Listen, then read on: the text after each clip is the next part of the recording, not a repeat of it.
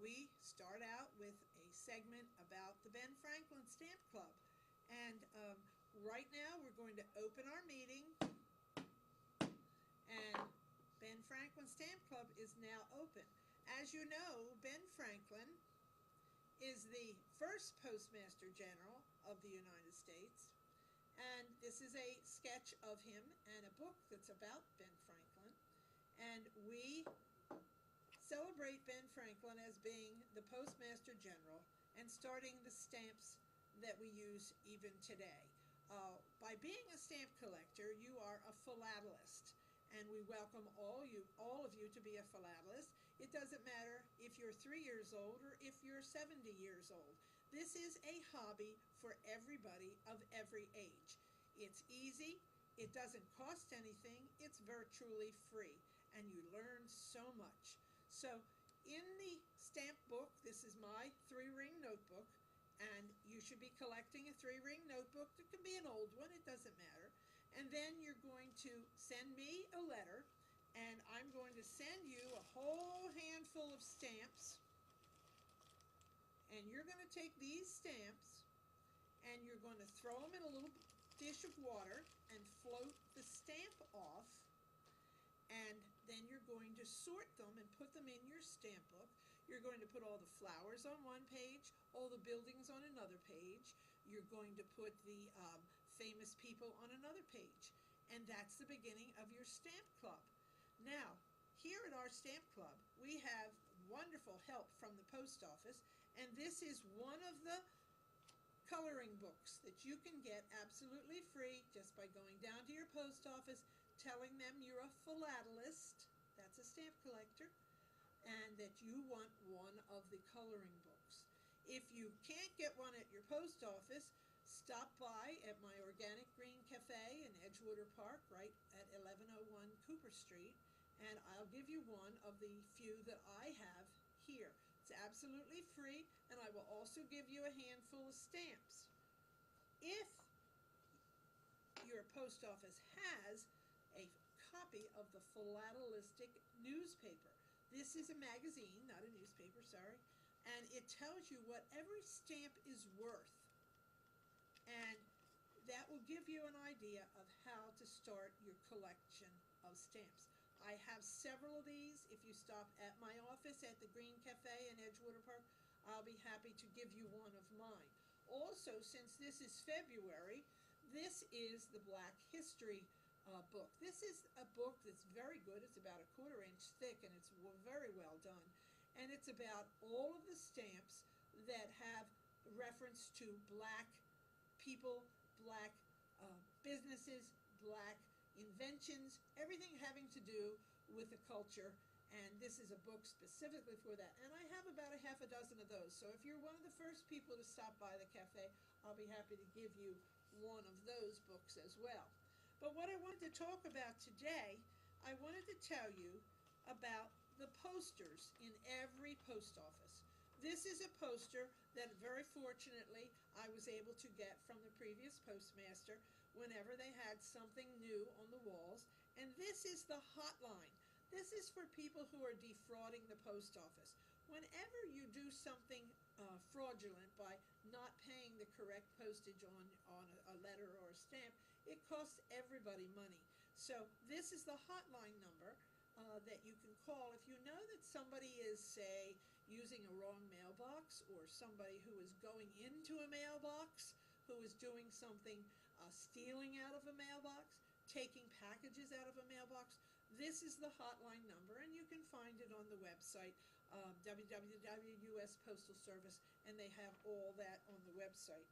Also, every time that they have a new stamp come out, they make a nice big poster that they put in the lobby of the post office. I was very fortunate again, my postmaster saved them for me, and this one is about Ella Fitzgerald, who was the First Lady of Song, a very, very good singer, and she did a lot of spirituals as well as hip-hop and many, many other different styles. She just was very versatile in everything she did.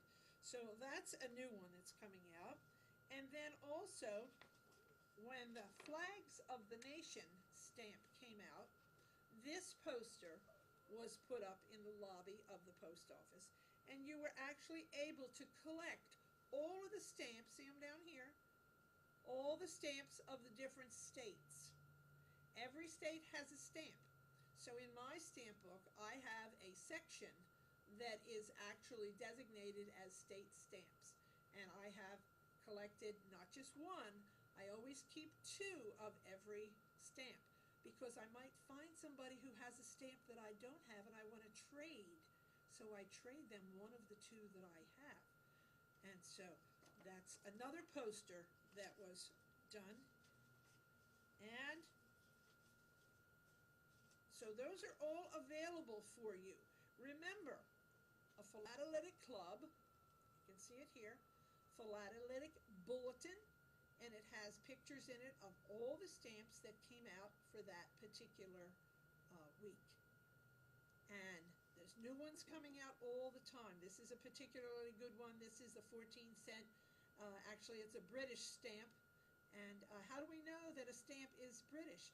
It's because every coin and every stamp that comes from a British colony or anywhere that Queen Elizabeth rules has her picture on it. So up in the corner you'll see a silhouette of Queen Elizabeth, and that's how you know that it is a British colony, and this one happens to be.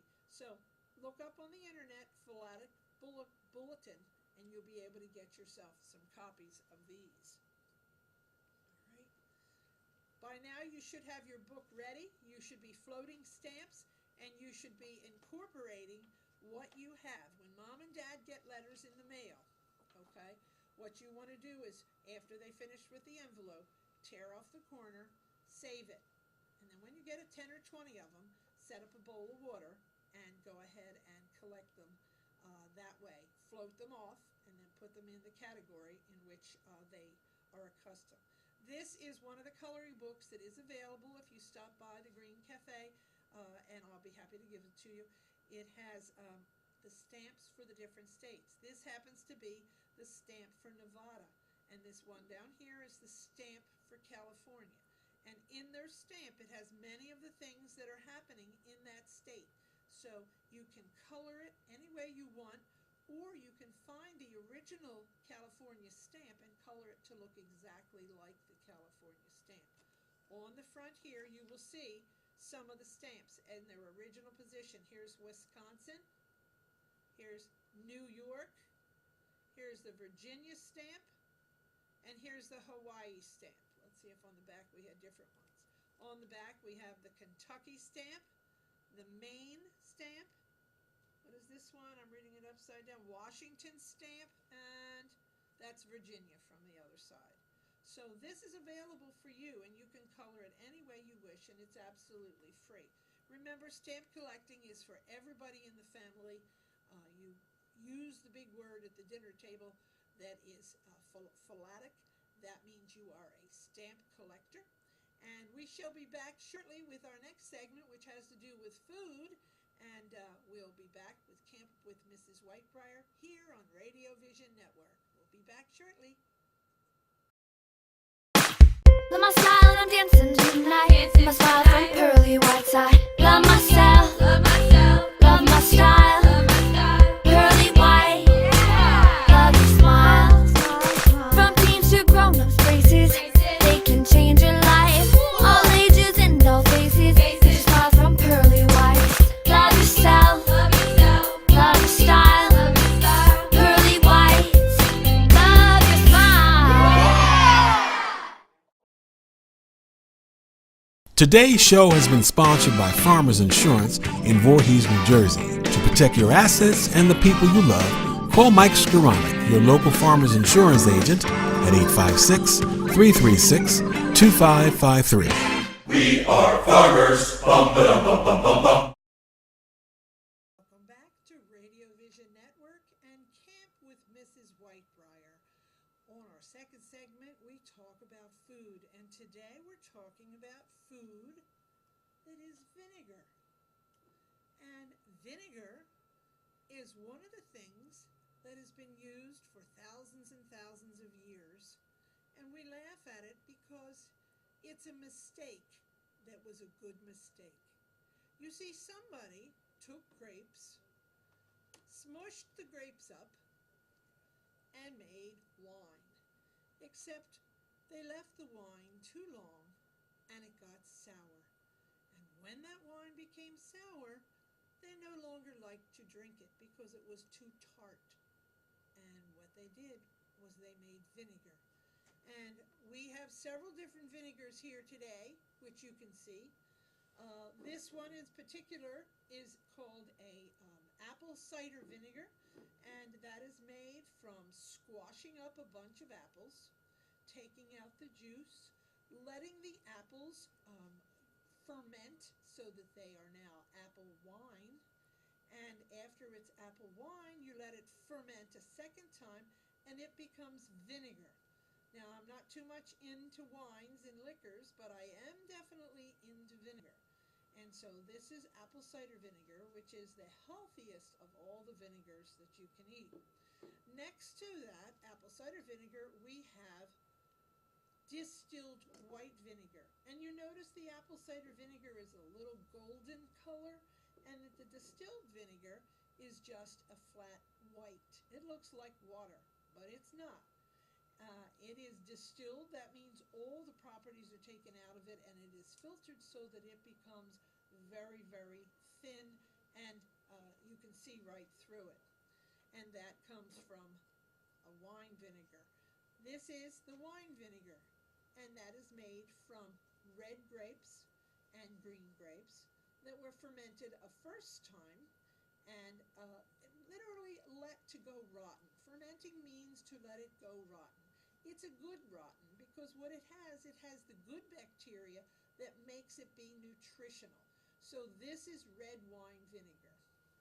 And the last one is a rice wine vinegar, used all over the Orient because rice is prevalent there, and that's what they have. And instead of using apples to make the apple cider vinegar, instead of using grapes to make the distilled vinegar or the wine vinegar, they use rice. And the rice is fermented, that means let it go rotten, and then it is liquefied, and it becomes a golden colored vinegar that is a lot more delicate than the other vinegars that we have. So let's talk about vinegar now. We have one of the old books that I brought, which is Revolutionary War Medicine. And guess what the Revolutionary War Medicine is? It's vinegar. You see, they figured out that if the doctor dips his hands in a bucket of vinegar and then goes to work on the next customer, he doesn't have to worry because bacteria has been killed by the vinegar. And so these are some of the things that have been used for hundreds and hundreds of years to disinfect the doctor's hands and the doctor's tools. They didn't learn that until after the Civil War, but they used the practice all the way back into Revolutionary War times. One of the books that I like the best is called Back to Basics. And this not only talks about how to make homemade bread and how to make everything from scratch like I do at my organic cafe, but it also talks about vinegar, the medicinal properties and the healthy properties of vinegar. And anybody can go to your local library and ask the librarian for those books. But the best book, and you can get it from the Heinz Company just by writing them a letter. I think it's $2 or $3. And what it is, it's 1,000 different things to do with vinegar. And you will just be amazed at all the things we can do with vinegar. Number one, we can wash our hands with vinegar. Just like the surgeons, I don't have a big bucket of vinegar, but what I have is a spray bottle. And my spray bottle is filled with vinegar. Vinegar is 5% acid, which means it doesn't hurt your hands, but what it does do is it kills the bacteria. So after I'm playing with my animals or come in after tying my shoes, I just take my vinegar and I rub my hands with it. It's much better than a chemical hand sanitizer because this is going to evaporate, and in about a minute it no longer smells sour like vinegar. It smells fresh. Now, the hand sanitizers that you get in those little bottles, those are chemicals. And the problem is, yes, rub them on your hands, and they do kill the bacteria that's on your hands. But people do that right before they eat their lunch, right before they eat their sandwich. So then they're picking up their sandwich with hands that have chemicals on them. And we certainly don't want to eat chemicals. So that's not a good thing. When your hand sanitizer container is empty, rinse it out and fill it up with vinegar. Any one of the vinegars, the apple cider vinegar, which smells like apples, the distilled vinegar, which is the white vinegar, doesn't have a smell. The red wine vinegar, if you want to smell like wine, you can use that one. I don't prefer to smell that way, so I don't use that one. Or the rice vinegar. Rice vinegar is 3 times more expensive, so I wouldn't use that to wash my hands. Okay? So that's the first thing that we do with vinegar. We also have the ability to make salad dressing. Okay? Any Italian salad dressing will work, and all you need to do is take some of any of these flavors of vinegar and add a little bit of oil and some spices. Ooh, like how about some garlic? Let's add some garlic or some oregano, and just take a little bowl and take some salad. Now, the darker the salad, the better. You want to use salad that is dark because the darker your fruit and the darker your vegetables, the more nutrition they have in them. Vitamins and minerals have color. So if it's a real pale colored fruit, it doesn't have vitamins and minerals. And I'm just tearing it up. This is the kind of lettuce that has a very hard stalk in the middle. I don't like that stalk. So what I do is I tear it off, just the green part. And I'm making this salad for our producer so that he has a nice healthy lunch to make today. And here I am just pulling the hard stem out of the center and tearing it up into little pieces. One more. Again, we're tearing out the hard out of the center. Easy enough to do. Now, I won't throw this away. This will go home with me, and this will go into the rabbit pen or into the guinea pig pen, and they'll have that as a snack because we don't waste food. Food is too expensive and too many minerals in it. Okay? And so now we have another excellent thing to put in your salad, and that is mushrooms. Mushrooms are actually a fungus that grows at the base of a tree. But don't go out and pick them out of your yard. Even Mrs. Moore, me, Mrs. Whitebriar, even I do not use wild mushrooms. I am not expertise enough to find which one is a healthy mushroom and which is not a healthy mushroom. But mushrooms have a lot of medicinal properties. After you have been sick and you have a cold and you can't seem to get your immune system on track again, you want to eat mushrooms. They have very little taste. They are a little bit crunchy, not a whole bunch crunchy, but they do a great job in a salad. And in the winter time, a salad that you need, because we don't have a lot of fresh tomatoes that are growing. So what we're doing is we're cutting up a little bit of color. You never put less than 3 items in your salad. Okay? And your third item would be your carrots to give you some nice color. And since we studied vinegar today, this is our vinegar and oil. And we just pour it right on our salad. And it's all ready for lunch. So that's our food segment for today at Radio Vision Network's Camp with Mrs. Whitebriar. I hope you'll try some vinegars, look them up on the internet, and see exactly what good properties they have. High in vitamin C, so if you have a cold, you should be drinking a glass of water with a teaspoon of vinegar in it every single day. And Radio Vision will be back shortly because we're going to be bringing one of our farm animals to visit with you. So stay tuned. We'll be back shortly.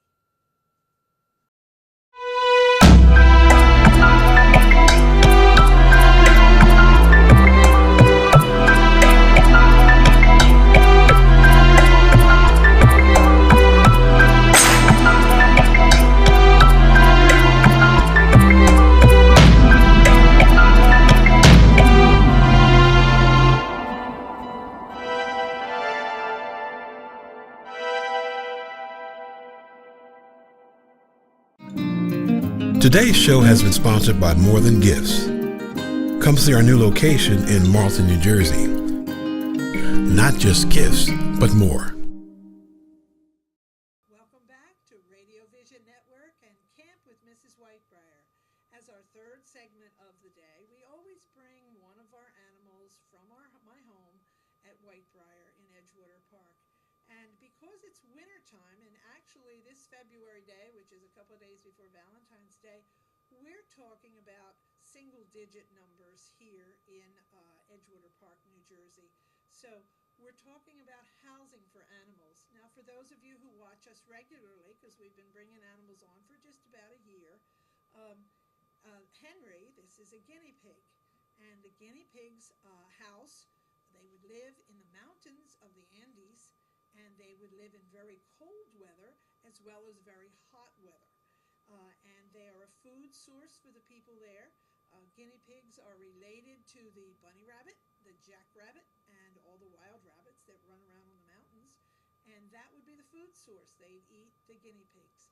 They're very healthy. Guinea pig has lots of meat on him, so he would be a food source. But here in America, we usually use the guinea pig as a pet. They're a very skittish animal, meaning that they won't just walk around. They will run as fast as they can. Because remember, they live on a mountain and they live in a cave. And what you see on the table in front of me is Henry's cage. And this is his cave, C-A-V-E. And in the wild, he would find little nooks and crannies in the mountains where he could hide. And he would only come out long enough to grab a piece of food and take it back into the cage. Now this table is rather slippery for his feet, so we're going to see how he does. But you will see how as soon as I put him down on the table, he's going to want to run into his cave for shelter. Now, I have a little piece of carrot here. And while I talk about all animals and their housing for the winter, maybe Henry will come out and steal that carrot and take it back into his cave like he would normally do.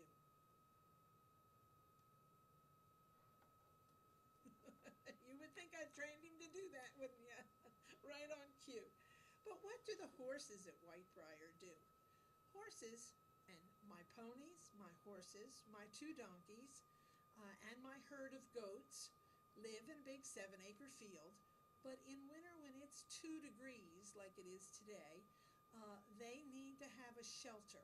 The shelter is called a run-in, and it's only 3 sides, and it is faced to the sun, and it backs up to the windy side of the property.